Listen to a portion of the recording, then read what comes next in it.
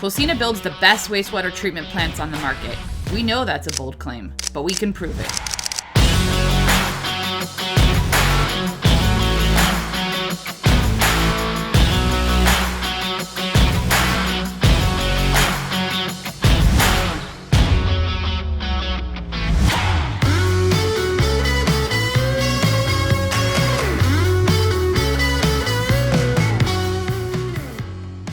Hello and welcome to Cloacina's manufacturing facility. My name is Chris Nally. I'm Cloacina's sales manager, and I also happen to be a grade 3 wastewater operator here in California. Today I'm going to give you a quick tour of our newly completed Mempac-M300-200, but I'm going to point out some of the details and features that we've built into this system for the operations and maintenance technicians. One thing we're very excited about here at Cloacina is our new Mpath Mempac-M system. This means that all Mempac-M units between 100,000 gallons per day and 300,000 gallons per day average day flow have standard expandable packages or phaseable packages. What I'm standing on right now is our M300-200. What that means is this client will eventually need 300,000 gallons per day average day flow. However, phase 1 only requires 200,000 gallons per day. So let me tell you how we accomplish that. We provide a process train and a membrane train for phase 1. This gives us a single anoxic basin and 2 aeration basins and 3 partially populated membrane cassettes. Phase 2, the expansion to the 300,000 gallon per day system, will require the addition of a second anoxic basin and a 3rd aeration basin that will be installed on the other side of the membrane train.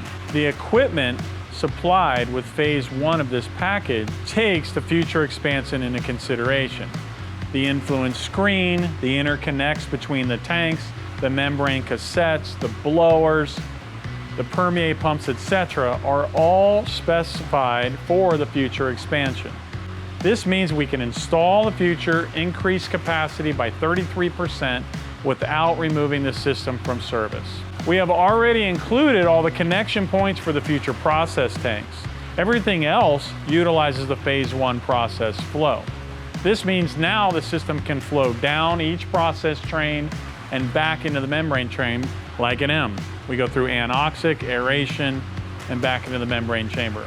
So with the addition of the second process train, we have 2 dedicated process trains that flow into a center membrane train.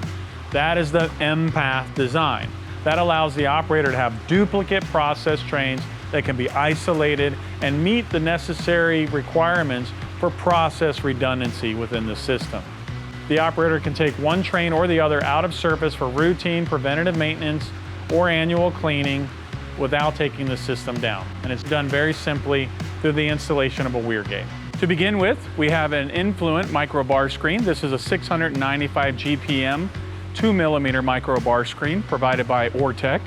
This system includes an Influent flow meter, so you can see the flow to the system both locally and remotely, as well as a washer compactor. We also have local disconnect switches, and we've also built in an overflow trough that goes to a standpipe that will return on this system back to the client's equalization pond or emergency storage pond, depending on the situation. We also have a line installed for a future package plant that is coming with an installed valve. So this system is ready for the O&M for the future as well as today. Screen influent below peak day flow falls directly into this anoxic chamber. The anoxic chamber is provided with 2 submersible flight mixers installed on stainless steel slide rails. Each mixer has a local disconnect switch and an internal crane receiver that allows the operator to pull the mixer for inspection or maintenance. We've also provided a stainless steel pull cable, but we go one step further and provide the operator an actual lockdown so this cable cannot accidentally fall into the chamber and be caught up in the mixer. Throughout the tour today, you'll notice that all sensory equipment is provided on our Cloacina slide rail system. This allows the operator to pull the unit and inspect it or calibrate it without removing it from the tank. All sensory equipment is provided with a dedicated air scour line that will open and clean each piece of sensory equipment on a routine schedule set by the operator. We've also provided the operator for this system a second location to monitor ORP.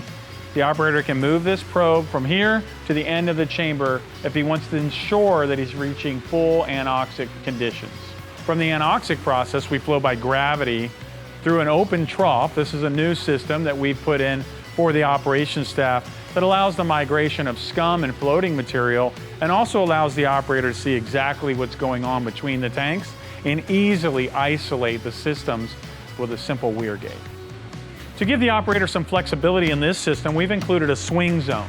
This zone can be isolated where we're not providing any aeration because we have a dedicated separate valve and distribution header or aeration header. So we can extend the anoxic process if necessary, or the operator can choose to run this at a different aeration level. So again, this is something that we build into the systems to give the operator some flexibility. From the swing zone, we flow under this baffle and into the aeration basin. This basin is provided with sock diffusers with a quarter turn nut that allows diffusers to be taken out very simply. So about once every couple of years, the operator would drain this tank down, and they could easily inspect and clean or replace necessary diffusers.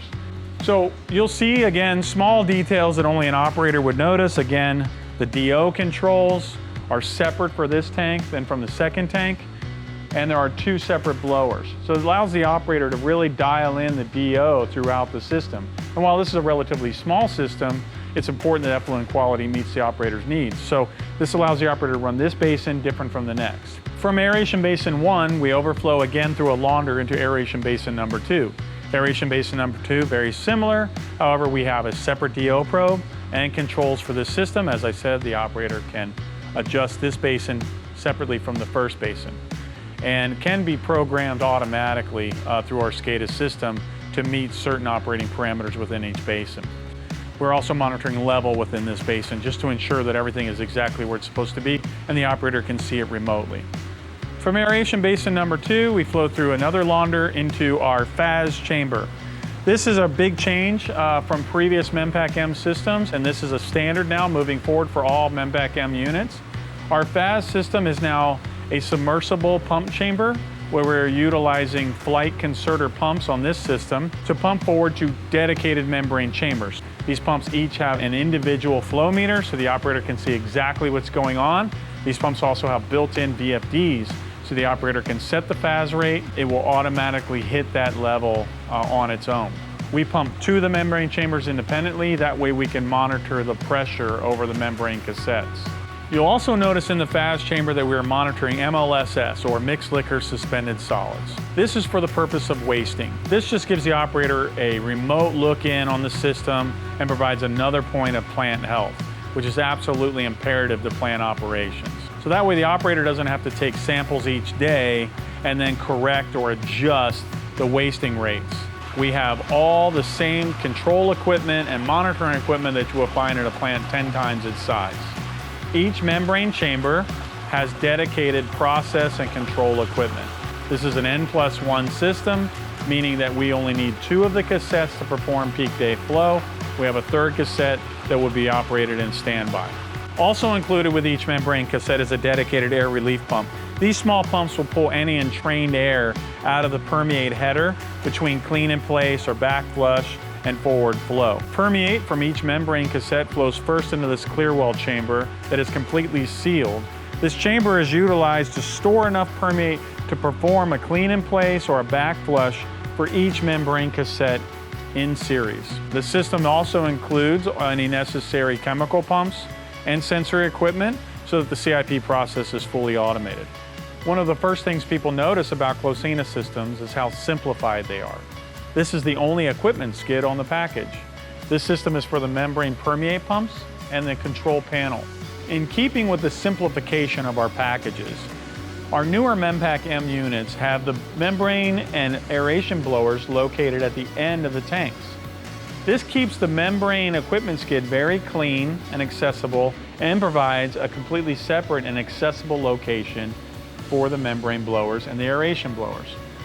This substantially reduces the runs of conduit and air lines and also provides a place for the new air scour compressor that keeps all the sensory equipment clean. That concludes our operational tour today. If you'd like to learn more about Cloacina package plants, please feel free to visit our website.